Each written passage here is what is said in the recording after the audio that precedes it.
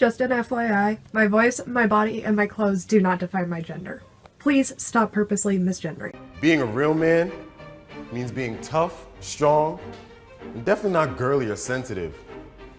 But imagine if we could change all that. Imagine if you weren't considered any less of a man if you weren't to openly talk about your feelings or binge watch Scandal or take a beginner ballet class. All right, guys, are you ready? 5, 6, 7, 8. In the last 3 decades, we've seen a tremendous surge of women in the workplace, resulting in huge economic growth. And with women running this place, we're actually talking about a healthy work-life balance.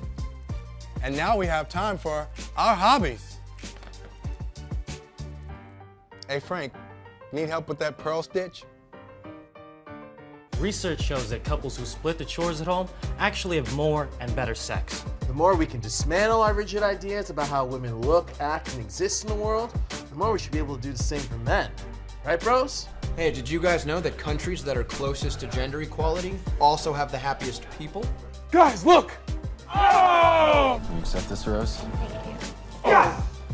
I just don't understand this transgender, gender fluid shit. My daughter's gender fluid. I really want to be a they, because I'm gender fluid and I'm pansexual. Yay! How do I support people best and embrace their identity? Honey, it starts with shoes. When someone's trying to embrace their gender for the first time and their femininity, maybe they just need to borrow a pair of heels, you know? When one of your friends is trying to experiment with masculinity and needs to borrow a bow tie but doesn't have a bow tie yet, help them learn how to tie a bow tie and give them your bow tie. That kind of stuff is so important. Why are you so depressed? Because I misgender daily and I look like a lima bean. Roses are red, violets are blue. I am a girl. Fuck you.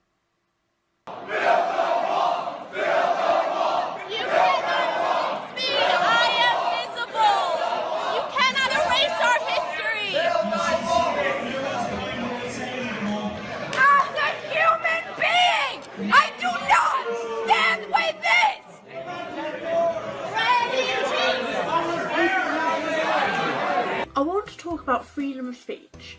Now, don't get me wrong, I love freedom of speech. I wouldn't be able to do this if it wasn't for freedom of speech. But there comes a point where freedom of speech crosses a line and just becomes hate speech. A lot of people think that freedom of speech means they can say whatever they want, whenever they want. And to some degree that's true. But a lot of people use this to spread hate and ignorance and just use it to bully people. It just, you know, it hurts me when you say things like that because you're implying that my gender is a girl when in fact it's fuck off. A curious behavior of the real woman is its tendency to utilize its razor-sharp incisors to tear apart the throat of any motherfucker who chooses to notify us of the ocean of taxonomical classifications we must satisfy to be entitled real. Real women cook. Real women clean. Real women raise children. Real women really want children. Real women wear makeup, but real women also don't wear makeup. Real women cover up. Real women are classy. Real women watch their weight. Real women are always presentable, and real women are never demanding because real women put others first. Pronouns exist to make the person who's using them feel comfortable, not you, so goodbye.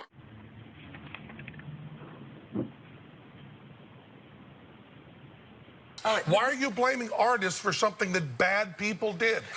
Shakespeare is not a bad person. He wrote beautiful stuff. It has suicide, it has murder, and it tells us something about our hearts. And people who watch Shakespeare don't kill. And Call of Duty is art. It is not some sort of propaganda thing. And that's an easy way out. How about this? This is a case of violence with guns, video games, and mental health. Now, here's a kid who was borderline autistic with Asperger's. They have a lot of social problems. But they don't know how to... No violent problems. No.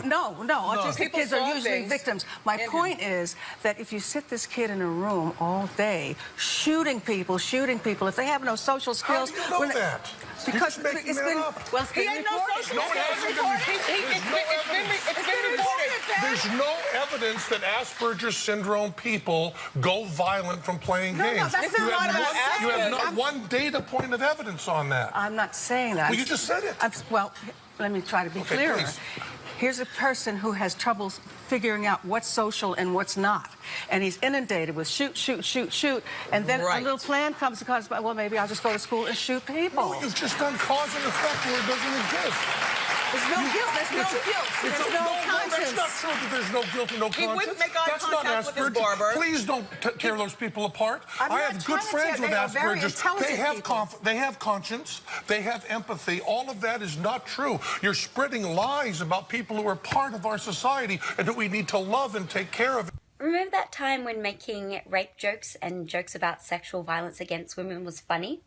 Me neither, because it never was. This is a classic issue of feminism, and I know that I've spoken about it before, but when men turn around and they say they don't like the content of what you're saying, their go-to and I guess like immediate response is to make jokes about how they can physically and sexually punish women.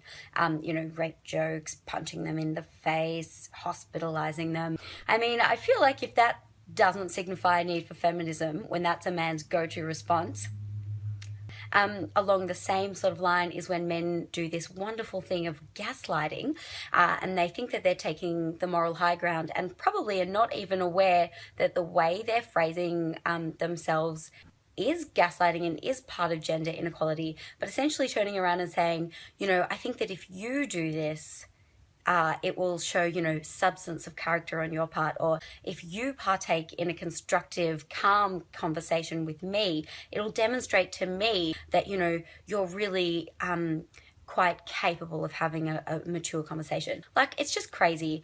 You know, the whole thing about interacting with people in a positive way or in a constructive way is about using strong I statements and about talking about yourself. I mean, when you start saying someone else needs to talk in a certain way. And in this video, I want to discuss what's called a white savior and why it's a problem.